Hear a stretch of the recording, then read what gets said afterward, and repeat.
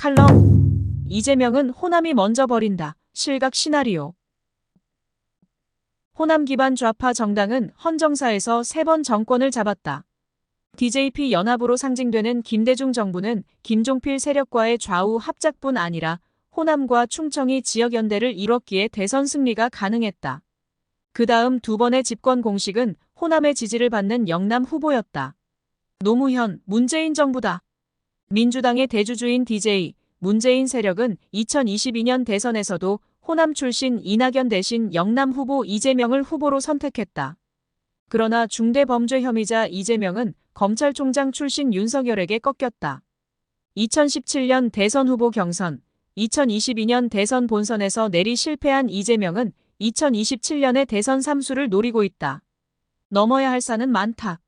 무엇보다 쓰나미처럼 밀려오는 사법 위기를 극복해야 한다. 이재명은 방탄을 위해 당대표 연임을 시도 중이고 여차하면 판을 뒤엎어 조기 대선까지 노릴 태세다.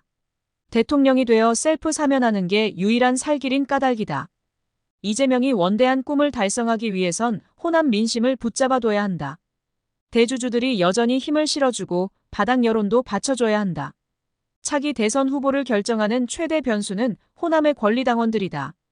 각종 당내 경선에 투표권을 갖는 권리당원 250만 명 가운데 호남이 차지하는 비율은 33.3%로 정확히 3분의 1이다.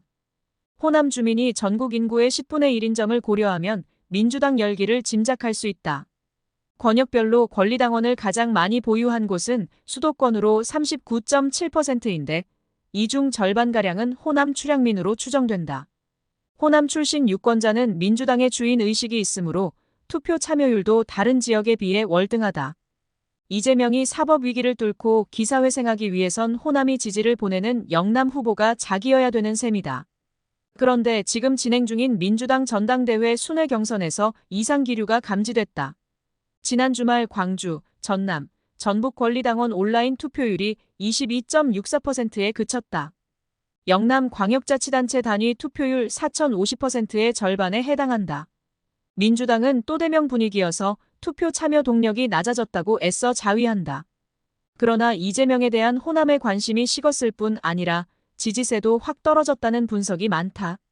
실제로 이재명의 호남 지역 순회 경선 득표율은 다른 곳의 90%대에 비교하면 80%대로 낮았다. 특히 전남은 82.48%로 그때까지 순회 경선이 완료된 13곳 중 최저치였다. 차기 대권주자 지지율 조사에서도 호남의 탈 이재명 현상이 읽힌다. 한국갤럽의 7월 마지막 주 조사에서 이재명 지지율은 전국적으로 22%, 호남에선 46%를 기록했다. 2022년 대선 때 이재명의 호남 득표율은 광주 84.8%, 전남 86.1%, 전북 83%였다. 2년 반 사이에 거의 반타작났다. 대선 후 새로 등장한 조국이 호남에서 9%를 가져갔고 30%는 의견 유보였다. 대선 때 이재명 지지자가 조국에게 가거나 관망세로 돌아선 셈이다. 이재명의 민주당 지지율도 호남에서 53%를 기록했는데 과거 좌파 정당에 비해 매우 떨어진 수치다. 이런 현상은 이재명이 호남을 텃밭으로 둔 야당 대표로서 정치를 잘 못했기 때문이 아니다.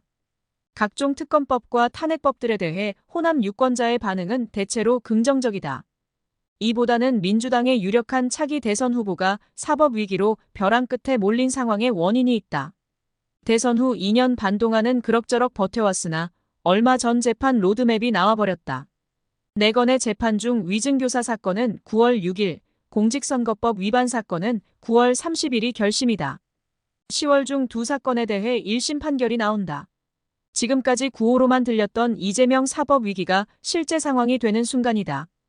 더구나 선거법은 1심이 나온 후 규정대로 2, 3심이 각각 3개월 안에 선고될 가능성이 높다. 이 경우 내년 봄이면 대법원 확정 판결이 나온다. 벌금 100만 원 이상이면 이재명은 모든 걸 잃는다. 피선거권이 박탈되므로 다음 대선에 못 나간다.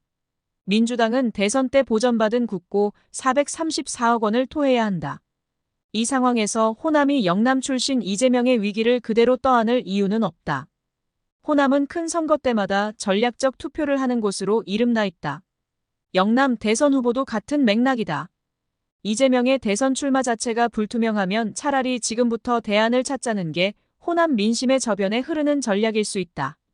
경남 출신 김두관에게 다른 지역에 비해 조금이라도 더 표를 준 것이나 갤럽 조사에서 부산 출신 조국에게 두 자릿수 가까운 지지를 보낸 건 의미하는 바가 크다.